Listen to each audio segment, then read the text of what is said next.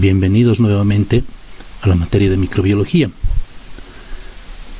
Posiblemente esta temporada tengamos que hacer nuestras clases de esta forma, de forma virtual, ya que estamos en un estado de emergencia y estamos limitados en nuestra movilidad. Por eso, para no reunirnos como lo hacemos en el aula y que podamos contagiarnos entre todos, vamos a hacer las clases de esta manera hasta que nos ordenen lo contrario. Hoy iniciamos con el tema de bacterias gram positivas. Este es un tema relativamente corto, así que espero no tardar mucho. Bien, comencemos. Esta es la gran familia de bacterias. Se ve a la izquierda como de una célula más primigenia, procariota, va evolucionando hacia dos grandes ramas, ¿no? La gran rama arquea y la gran rama bacteria.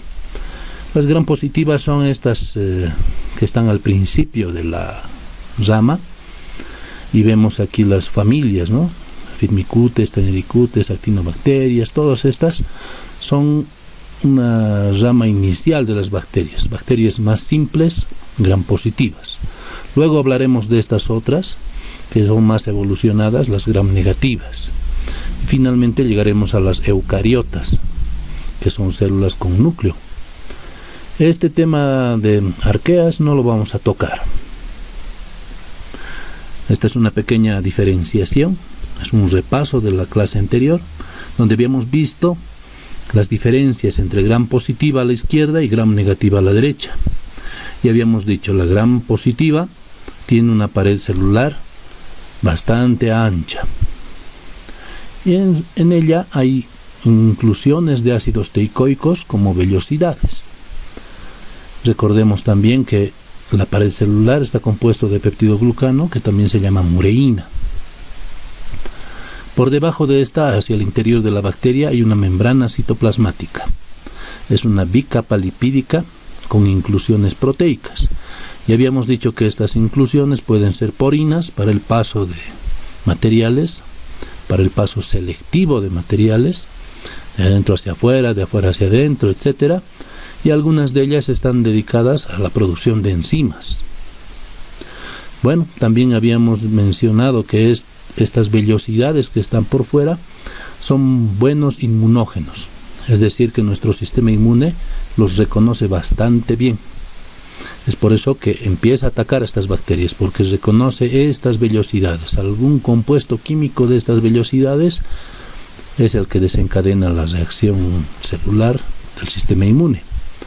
Y bueno, en comparación, la gram negativa tiene una pared mucho más delgada, tiene un espacio periplásmico que está entre la membrana externa y la membrana interna, la membrana citoplasmática. Este espacio es el que contiene a la pared celular. Ya hablaremos de esta en el siguiente tema. Esta es una tinción gram.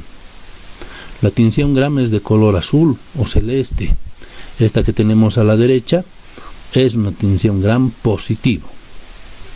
Y bueno, para aquellas bacterias que no se tiñeron con ese colorante, hay un contraste que luego se coloca, que puede ser safranina, y ese colorante puede ser rojo, como en este caso, o anaranjado. Aquí vemos a la derecha algunos bacilos y a la izquierda algunos cocos. Estas son las grandes familias de bacterias gram positivas. Muchos las han clasificado de muchas formas, pero esta es una de las clasificaciones que es más aceptada. Las Firmicutes, Actinobacterias, Chloroflexi, Taenaricutes y Thermomicrobia.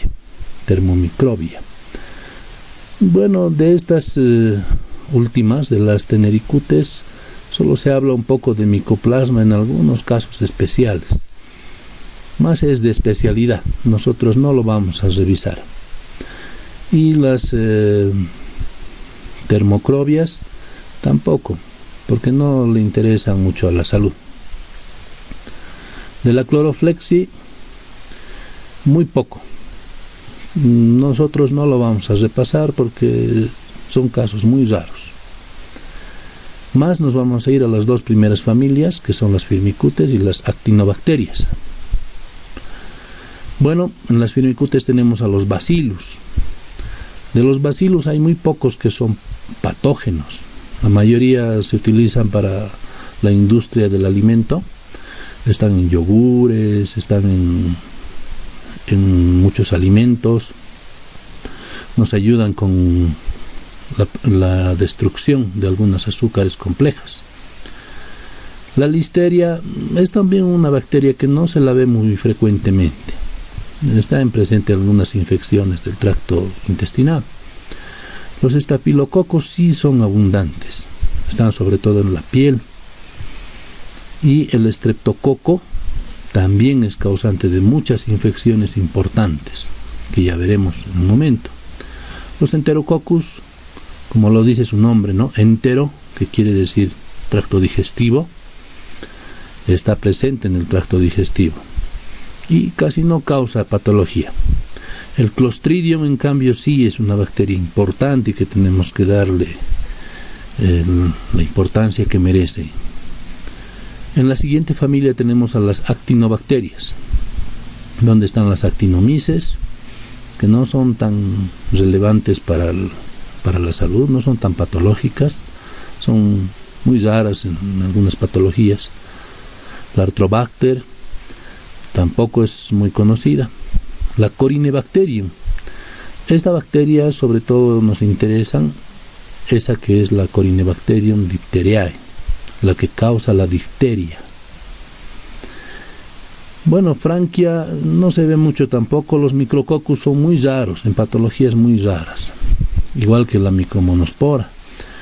La Mycobacterium es así que es muy frecuente en nuestro medio, es la que causa la tuberculosis. Y en lugares tropicales tenemos otra Mycobacterium que causa la lepra.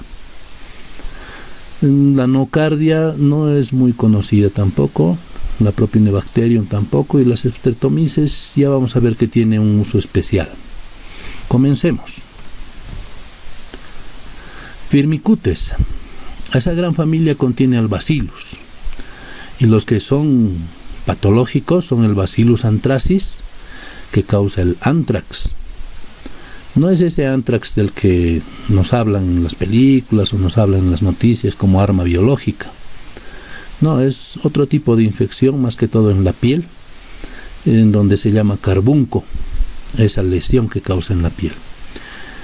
Y también tenemos al Bacillus cereus, que causa intoxicación alimentaria. Es poco frecuente en nuestro medio. Este es el Bacillus anthracis. Vemos que forma cadenas de bacilos. Y esta es la lesión que causa. A la izquierda tenemos el carbunco. El carbunco es esta lesión. Es una herida que no se cura generalmente. Es una lesión que todo el tiempo permanece ahí, dolorosa, infecciosa. Es frecuente en el trópico. Y bueno, puede causar también algunos problemas a nivel pulmonar. Pero bueno, como es solamente en el trópico, casi no se la ve en este medio. Sin embargo, es digno de mencionar. La listeria, sobre todo la monocitógenes, es una especie causante de listeriosis o infecciones alimentarias. Son una de las infecciones más violentas, con una tasa de mortalidad entre 20 al 30%. Si lo comparamos con la gripe moderna que ha aparecido, ese coronavirus, habíamos dicho que su letalidad está al 2%. O sea que esta listeriosis sí es más letal, mucho más letal, porque 20 al 30% de letalidad, haciendo comparaciones. Pero por suerte no es frecuente. Los estafilococos. Tenemos al Staphylococcus aureus, al Epidermidis, al Saprophyticus, al Capitis, al Haemophilus. Y bueno, en su nombre hay mucho, ¿no? Aureus, que quiere decir dorado, se refiere a su coloración de ese estafilococo. Está presente en la piel, fosas nasales. El Epidermidis también, en su nombre dice, ¿no? Epidermis. El Saprophyticus, bueno, todo lo que dicen saprófito quiere decir que no causa daño al ser humano. Eso es saprófito. Tampoco no nos da mucha patología. El estafilococo capitis, que es el que está en la cabeza, en el cabello, y el estafilococo hemolyticus, que es uno que destruye los glóbulos rojos, por eso le dicen hemolyticus, destruye la sangre, los glóbulos rojos. ¿Qué enfermedades causan estos estafilococos? Diarreas, vómitos, náuseas. Esto sobre todo es causado por las enterotoxinas. Estas enterotoxinas son sustancias que están presentes en el interior de la bacteria. Al morir esta bacteria libera todo su contenido, todas sus toxinas. Y esa es la que nos causa generalmente esas diarreas. También puede causar daño en la piel. Puede separar el estrato granuloso del estrato córneo. Es decir, que nuestra piel tiene varias capas, ¿verdad? Una capa separa de la otra y esas capas se deslizan y forman como pequeñas ampollas.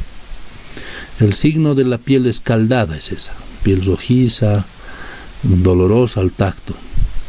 También otras enfermedades comunes son los forúnculos, impétigo ampolloso, infecciones más graves del ser humano, la endocarditis bacteriana, sobre todo por el estafilococo aureus, y es bastante frecuente. No olvidemos que todo el ser humano está colonizado por bacterias.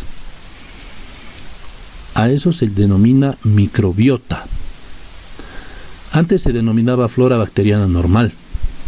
Por ejemplo, en nuestro estómago, nuestro intestino delgado, nuestro intestino grueso, cada uno de esos tiene una cantidad de bacterias que corresponden a ese sector y nos ayuda a poder digerir. Hay bacterias que nos ayudan a generar la vitamina K, nos ayudan a digerir el complejo B y tienen muchas funciones. Hacemos una simbiosis con esas bacterias, nos ayudamos mutuamente. Pero estas bacterias, cuando cambian de lugar, cuando ya salen del intestino y entran, por ejemplo, en vía urinaria, nos causan una infección. Lo mismo ocurre con estos estafilococos, que generalmente están en la piel. Pero si nos hacemos una herida en la piel, ingresan estos estafilococos a esa herida, causan una infección. Y bueno, si ingresan a otra parte del cuerpo, también nos pueden causar otras infecciones. De ahí es de donde vienen las diarreas, por ese tipo de infecciones. Y en la piel, bueno, es porque han penetrado a planos más profundos. Los forúnculos son esos mochos, ¿no?, los que nos gusta reventar, donde sale un poco de pus con un poco de grasa. Y el impétigo son simplemente ampollas, donde se han separado capas de la piel y ha formado una colección de líquido. Este es el color del estafilococo aureus, por eso su nombre. Esta es una microfotografía. Pasamos a los estreptococos. Los estreptococos del grupo A, del grupo B también tenemos. Del grupo A está el estreptococo piógenes, que produce amigdalitis, inflamación de las amígdalas, ¿no?, los pilares. Cuando abrimos la boca y vemos detrás de la lengua está la úvula y hacia los lados están los pilares. Generalmente cuando hay una infección, un resfrío, una infección respiratoria, se hinchan esos pilares. Esa hinchazón es una inflamación de las amígdalas, que también se denomina amigdalitis. Toda inflamación termina en itis. Amigdalitis, no sé, a cualquier parte del cuerpo auméntele itis y es una inflamación de ese lugar. Y el impétigo ya habíamos dicho que es, ¿no? Es una enfermedad ampollosa donde se separa un estrato de otro. Los del grupo B, tenemos al Streptococcus agalactiae, que produce meningitis en neonatos. Este es terrible. Terrible, puede causar la muerte en neonatos. Un neonato se considera desde el momento del nacimiento hasta los 28 días. O sea, el primer mes de vida. Ese es un neonato. y si uno de estos se contamina con esta bacteria, ingresa a las meninges. Las meninges son esos tejidos que rodean y protegen al tejido nervioso central, cerebro o columna vertebral. Las meninges son la dura madre, pía madre, aracnoides. Ya lo van a revisar eso en anatomía. Pero cuando cruzan esa barrera, ingresan al sistema nervioso central, suele ser muy letal. Y en la mujer también pueden causar trastornos en el embarazo. El neumococo es un estreptococo, el estreptococo pneumonia, que es la principal causa de neumonías adquiridas en la comunidad. Hay esa clasificación de neumonías, las que son adquiridas en la comunidad y las que son adquiridas en el hospital.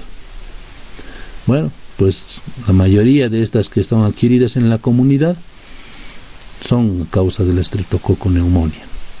Y ese estreptococo, por suerte, es todavía sensible a la amoxicilina. Ese es el tratamiento que damos, generalmente.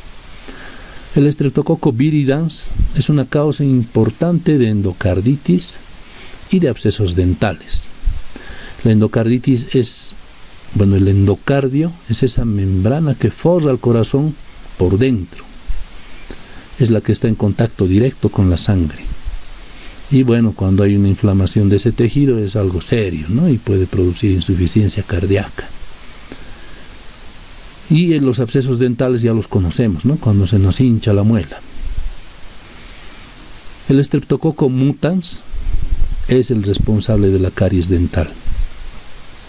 Pero como ya les había comentado, este estreptococo no se come la dentina, sino que se pega a la dentina a través de las fimbrias que posee y bueno, se alimenta del azúcar que está en nuestra boca, esos dulces que chupamos, esos alimentos, o alguien que se ha olvidado lavarse los dientes toda la noche está con la boca dulce.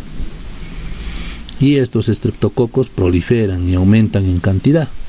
El desecho metabólico que producen es muy ácido, muy activo químicamente. Eso es lo que destruye la dentina. Ese es el responsable de las caries.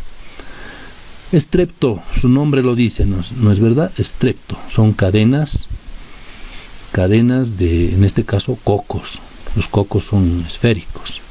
Los bacilos son alargados, ¿no? Estreptobacilos también existe, pero en este caso estamos viendo a los estreptococos. Y esa es su forma. Son como gusanitos, cadenitas. Son varias bacterias que han establecido cadenas. Los enterococos. Tenemos al fecalis y al enterococcus faecium. Bueno, estos están en las heces fecales. Y como les había dicho, nos ayudan en la digestión, tienen su función allí. El ser humano no nace con estas bacterias, pero al ir alimentándose va colonizándose también. Es por eso que los niños, mientras siguen lactando y cambian alimentos normales, alimentos externos a los 6 meses de vida, empiezan a tener una serie de diarreas porque todavía no cuentan con estas bacterias que protegen a su sistema digestivo. Pero una vez que las adquieren, ya su digestión se hace normal. También, como les había dicho, si estas bacterias ingresan a otro tejido, pueden causar infección. Y en mujeres tenemos el gran problema de la anatomía. En varones no hay mucho problema, porque la vía urinaria del varón tiene un conducto largo de desecho, toda la uretra. La vejiga pasa a través de la próstata y luego sale por la uretra, que más o menos tiene 10 centímetros, 12 hasta 15 centímetros, porque atraviesa el pene. En cambio en la mujer está la vejiga, no hay ni un órgano de por medio, sale directo hacia la superficie de la vulva. Tiene solamente 2 centímetros toda la uretra femenina. Es decir, que si hay allí en la vulva femenina se contamina con heces fecales, estas bacterias ingresan al tracto urinario y pueden causar infecciones urinarias. Y eso es muy fácil, porque todos transpiramos, todos caminamos, estamos sentados, y en esa región, en el pliegue interglúteo, en medio de las nalgas, también transpiramos. eso es normal. Igual las mujeres transpiran. Y esa transpiración puede disolver pequeños vestigios de heces fecales que quedaron en la región perianal. No se olviden que nosotros no tenemos la costumbre de lavarnos todo después de defecar como lo hacen los chinos. Nosotros lo limpiamos con un papel. Obviamente no podemos limpiar absolutamente todo y queda impregnado, aunque microscópicamente quedan impregnadas algunas heces. Ese sudor puede disolver parcialmente y llevar cantidades microscópicas de esas bacterias hacia la vulva. Y la vulva es una región que por su naturaleza permanece húmeda y puede conducir muy bien a las bacterias, facilitar su llegada a la uretra y causar una infección. Hay también algunos casos en los que ha causado infecciones vaginales. Raros casos, inclusive infecciones del útero. Pero bueno, eso más está ligado a algunas conductas sexuales. El Clostridium. Esta sí es muy importante y hay que tenerla muy en cuenta. Toda su vida profesional se la van a pasar poniendo la vacuna contra el Clostridium tetani, causante del tétanos. Esta vacuna la ponemos para proteger al ser humano, para que el ser humano, su sistema inmune, reconozca a esa sustancia que nos causa esa intoxicación, ese daño, ya que no es la bacteria la que nos puede causar la muerte. La bacteria, de hecho, no es muy fuerte, puede morir con penicilina o el mismo sistema inmune la puede matar. El gran problema de esta familia de bacterias es que cuando mueren liberan sus toxinas y estas toxinas son terribles. La primera que tenemos aquí es la Clostridium botulini, es la que produce el botulismo. El botulismo es esa enfermedad en la que el paciente se come un enlatado, digamos una sardina, unos choclitos enlatados o cualquier enlatado. Generalmente productos del mar son más propensos a tener este tipo de bacteria. Bueno, se lo come, la bacteria muere en nuestro tracto intestinal liberando su toxina. Esa toxina ingresa a la sangre rápidamente y el paciente comienza a sentirse muy mal. Pierde fuerza, mareos, sensación de náuseas, tal vez algunos vómitos. Va perdiendo fuerza y tiene que recostarse. Y al recostarse va perdiendo más y más fuerzas. De pronto ya no puede moverse, ya no puede hablar, incluso ya no puede ni contener su orina y relaja sus esfínteres. Se orina, se defeca y finalmente ya no tiene ni fuerzas ni para respirar y fallece porque dejó de respirar.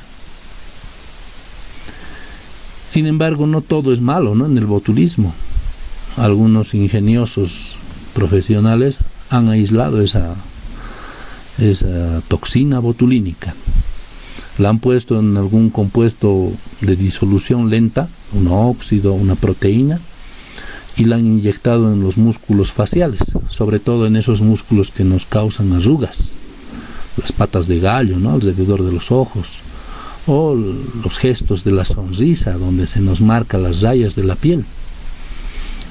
Bueno, los que están en el ámbito profesional del modelaje o viven de su rostro, actores, y en general todos los que quieran verse más jóvenes se hacen poner el Botox, que es justamente esa toxina botulínica. Ese Botox es ese resultado de la mezcla de la toxina botulínica con alguna sustancia que se disuelve lentamente en el ser humano. Ponen esa sustancia con una jeringa, lo meten en los músculos que queremos relajar, músculos de los gestos, por ejemplo el ceño que tenemos en medio de los ojos, ¿no? Cuando renegamos.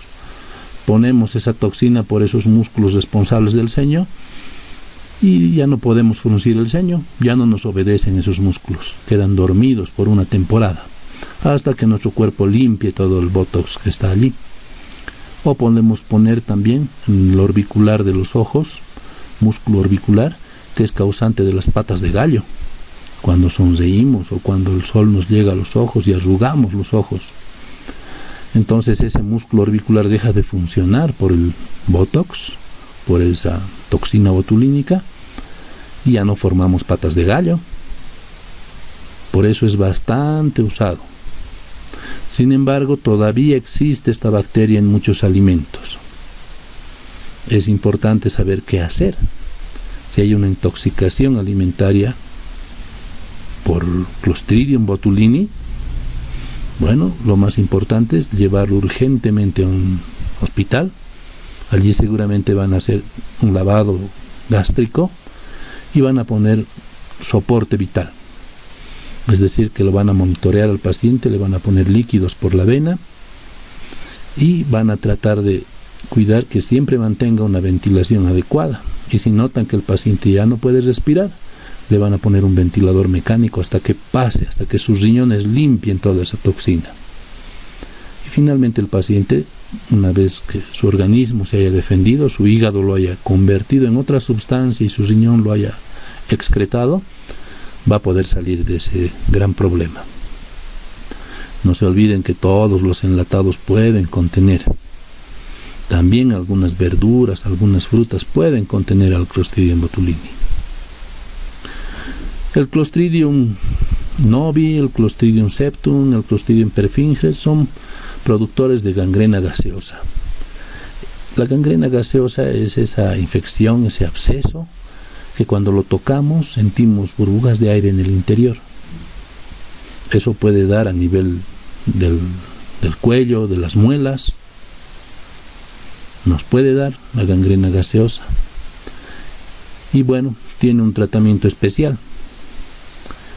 Y de eso se hace cargo la especialidad de otorrinolaringología y maxilofacial. Esos dos especialistas tienen que ver eso. No se olviden que a través del cuello tenemos muchas fascias, muchas capas, entre músculos, entre tejidos, que pueden conducir hacia el pericardio, hacia el corazón, hacia el mediastino, todo lo que está al medio del tórax. Puede llegar, si hay un absceso a nivel de las muelas, hacia el mediastino, contaminar el corazón, el pericardio y todas sus membranas, y eso puede llegar a causar la muerte.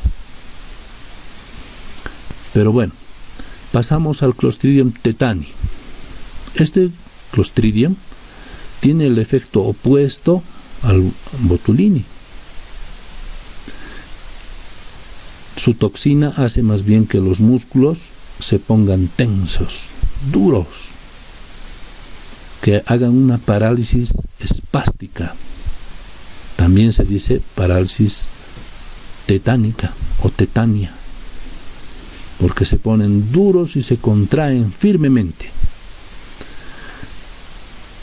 Este Clostridium vive en el polvo, en la tierra. Hay la creencia de que está en clavos oxidados, en fierros oxidados, pero en realidad puede estar en cualquier parte del ambiente. Por eso cuando un paciente sufre una pequeña herida, es importante, además de hacer los cuidados de lavar, hacer la curación, darle algún antibiótico, lo importante también es ponerle la vacuna contra el tétanos. Esa vacuna no nos inmuniza contra la bacteria, nos inmuniza contra esa sustancia química, ese tóxico. Hace que el cuerpo reconozca esa sustancia tóxica y la combata. Pero no es totalmente determinante, ¿no? Si es gran cantidad de Clostridium que nos ha contaminado, aunque tengamos la vacuna igual, puede ser que empecemos a hacer tétanos. Y si ese es el caso, entonces vamos a tener que derivar al paciente para que de igual forma vayan poniéndole soporte vital. Toda sospecha de tétanos tiene que ser derivada a un hospital. ¿Cómo comienza el tétanos?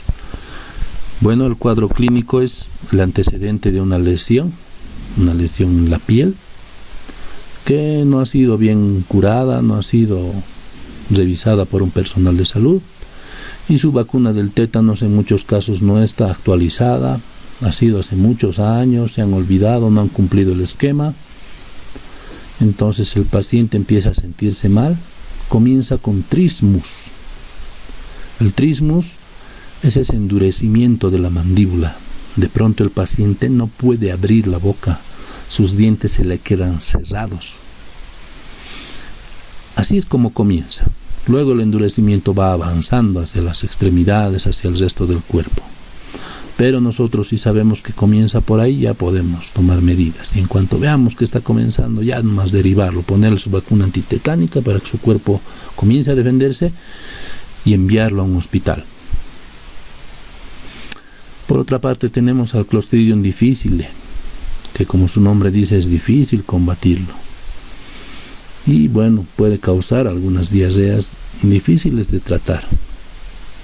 Y puede ser causante de colitis pseudomembranosa. Esta es una enfermedad que no da mucho aquí, más que todo es de los gringos, de los extranjeros. Son diarreas con sangre, y cuando uno ve el intestino por dentro tiene heridas terribles que no se curan. Puede ser causado por este Clostridium, o puede ser una enfermedad autoinmune también. Aquí vemos los dos más importantes. El Clostridium tetani, que causa el tétanos, y miren cómo el tétanos ha puesto a nuestra paciente en la esquina inferior izquierda, ha contraído todos sus músculos. ¿Ven cómo se ha contraído tan duro? Ya no puede ni respirar. Sus brazos están totalmente tensos, duros, y tocamos todo su cuerpo, está endurecido, terrible, y no está pudiendo ya ni respirar. Esta es la fase final con la que fallecen los pacientes. Miren, está sobre su cabeza, no está tocando el piso, su espalda. ¿Ven esa sonrisa? Le dicen sonrisa sardónica. Bueno, el sardón es una planta que cuando los españoles llegaron a las Américas no la conocían. Y bueno, ponían a quemar en sus fogatas mientras buscaban el dorado, buscaban oro. Y al quemarse esa planta, esa toxina de la planta hacía que mueran con esta cara, con esa sonrisa. También vemos esto en personas muy nerviosas que están ante un episodio muy estresante, ¿no? Como vemos en el anime esas peleas, ¿no? Donde sonríen de forma maligna. No es porque estén divirtiéndose, sino es porque están muy nerviosos y muy tensos, y la musculatura facial se tensa al máximo. Y aquí vemos en un bebé, seguramente ha sufrido una pequeña herida, o el cordón umbilical se ha contaminado. No han hecho el aseo como se debe hacer con alcohol medicinal todos los días, varias veces al día. Y bueno, al pequeño le ha costado la vida. En cambio vemos el botulismo, que es lo contrario, aquí a la derecha. Es el mismo paciente, pero miren, no puede ni abrir los ojos. Y vean sus ojos, miren los músculos, que son los que pueden enfocar la cantidad de luz que ingresan al ojo. El iris, que es también un músculo, está totalmente relajado. Por eso el paciente está en midriasis. Esa es la midriasis, cuando se dilata el ojo. La miosis es lo contrario, cuando se vuelve un puntito. Cuando vemos luz muy intensa, se vuelve un puntito el ojo. Esa es la miosis, esta es la midriasis. Y bueno, vemos hacia el paciente que ha perdido totalmente la fuerza, y miren, aquí ya está conectado a un respirador mecánico, porque seguramente ya no puede respirar. Esa es la forma del Clostridium. Bueno, ustedes no van a hacer esa prueba, ¿no?, de poner el microscopio, nada, pero por si acaso lo ponemos. Bueno, pasamos a la siguiente familia, que son las actinobacterias. Y comenzamos con los actinomyces, o la actinobacteria también se llama. Esta actinomicosis es una enfermedad caracterizada por la formación de abscesos en la boca, los pulmones y el aparato gastrointestinal. Por suerte no es muy frecuente en nuestro medio. Ha formado abscesos esta persona, están por aquí, seguramente ya han sido drenados, y eso ha dañado el músculo, y esta persona no puede abrir la boca, no está con trismos. Frecuente en este medio no lo es, por suerte. Este sí es de mucha importancia, aunque en algún momento se creyó que ya había sido erradicado, pero ha habido algunos casos recientemente. El Corynebacterium diphtheriae es el que causa la difteria. como lo dice su nombre, ¿no? Y adquiere la capacidad de producir una toxina difterica. Esta bacteria también es tóxica. ¿Y qué es lo que hace? Pues mata el tejido. Veamos esta orofaringe. Al final, miren, este tejido blanco es una pseudomembrana. Es decir, que no es una membrana verdadera, pero parece una membrana. Es tejido muerto. Es una capa de esta piel que ha muerto y que no se desprende, sigue ahí y está móvil. Y el paciente tose porque estas membranas, estas son como telas, como hilachas que se mueven, y eso hace que le pique la garganta al paciente. Quiere toser y tose y tose y no lo puede expulsar. Si nosotros vemos esta pseudomembrana y la tocamos con un hisopo, se puede romper. Y vemos debajo de esa pseudomembrana, vemos tejido así muy eritematoso, muy lesionado. Esta es una tos terrible, la difteria, con un dolor de garganta y dificultad para respirar. Bueno, por suerte hay medicamentos para hacer tratamiento, pero si vemos esto en la garganta, tenemos que transferir y tenemos que poner sospecha de difteria. Lo que tenemos que saber es que es causado por el Corynebacterium diphtheriae. Mycobacterium. Hablar de esto es un tema muy grande, y si no tenemos el tiempo, vamos a hacerlo. Es todo un tema grande, enorme, de muchas diapositivas, porque hay todo un manual de cómo debemos hacer el manejo de estas bacterias. Principalmente nos pueden causar la lepra, que es muy rara, pero sí hay todavía en Bolivia. Tenemos, sobre todo en el trópico, en el monte profundo, la lepra en la piel, donde pedazos de piel se van cayendo.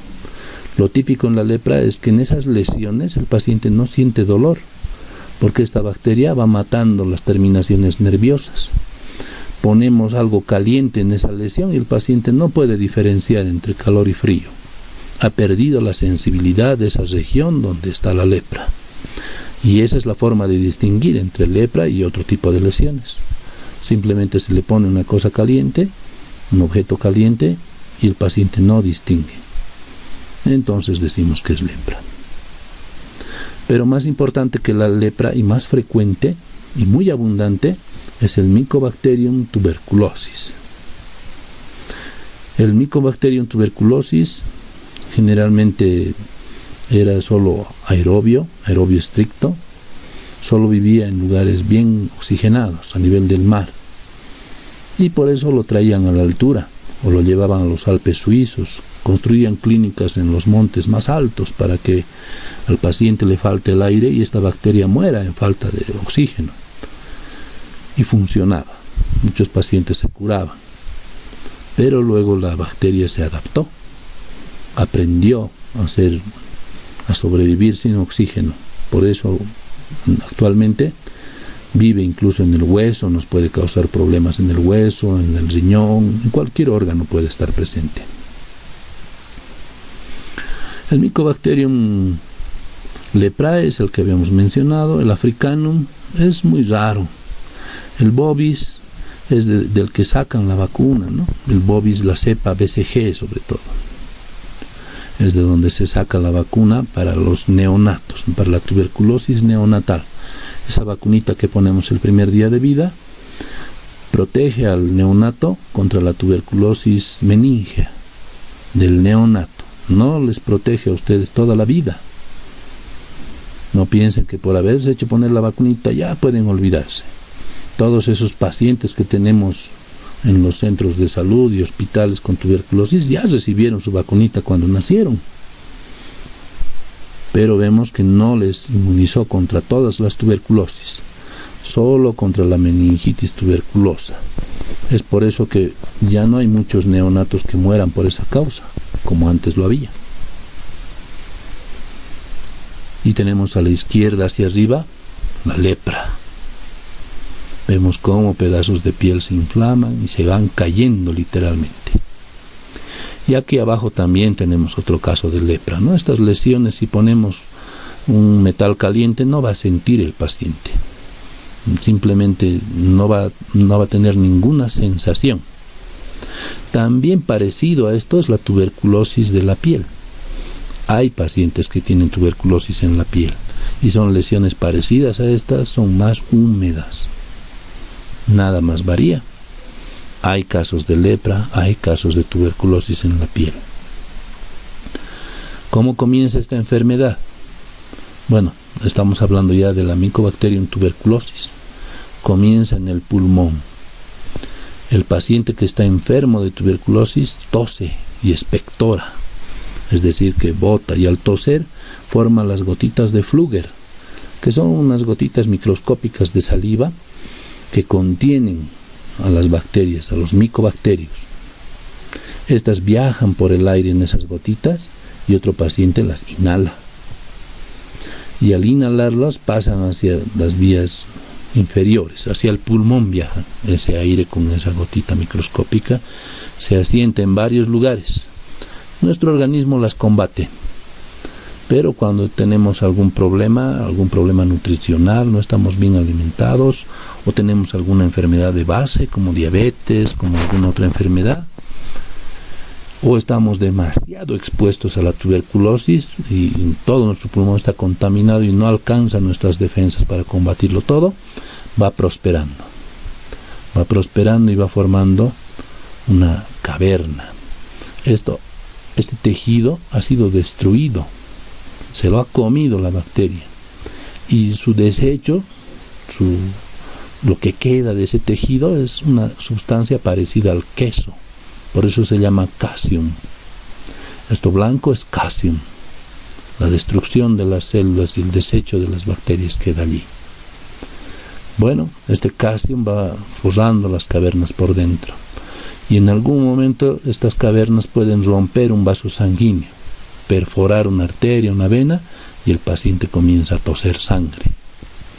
Y bueno, a veces es mortal, ¿no? Cuando empieza a toser sangre, si es una arteria al menos, se desangra hasta llenarse todo el pulmón de sangre y fallece, se asfixia. Hemos visto casos de ese tipo. La Propionibacterium. Esta Propionibacterium, la que es acnes, esa es la que nos interesa y frecuentemente está en la piel. Bueno, en la piel ingresa a través de los folículos pilosos. No se olviden que los jóvenes, como ustedes, que están en la edad de la pubertad, comienzan a secretar hormonas reproductivas. En varones la testosterona, en mujeres la progesterona, los estrógenos, el estradiol, todas esas hormonas, ¿no? En varones también hay la androstendiona. Bueno, hay una lista de hormonas. El hecho es que tanta hormona al circular produce cambios en el ser humano. Hay muchas partes de nuestro cuerpo que empiezan a reaccionar. En las mujeres comienzan a crecer los senos, en varones comienza a desarrollar más vellosidad. En mujeres también alguna vellosidad empieza a desarrollar. Porque no se olviden, no solo somos hormonas masculinas o solo femeninas, tenemos de ambas. Claro, varones tendrán más masculinas y mujeres más femeninas, pero tenemos de ambas. Entonces, donde empiezan a crecer los vellitos, hay pequeñas lesiones. Al salir el vello, rompe una parte de la piel y por ahí es por donde ingresan estas bacterias, los Propionibacterium acnes, y causan el acné, esa infección de los folículos pilosos. Esas pequeñas pústulas que, bueno, son vellitos que estaban saliendo, la grasita que corresponde, a cada vellito siempre le corresponde un folículo sebáceo, todo eso inflamado, infectado. Y si lo apretamos, empeora, ¿verdad? Hacemos que se inflame más, se convierta en un pequeño nódulo y nos deja cicatriz de por vida. Bueno, cuando esto llega a los párpados, si esta bacteria llega a los párpados, puede causar una infección crónica. Blefaritis significa infección del párpado o párpado inflamado. Y eso puede ocasionar la endoftalmitis postquirúrgica. Es cuando el párpado se vuelca hacia adentro las pestañas y puede causar lesión. Las streptomices.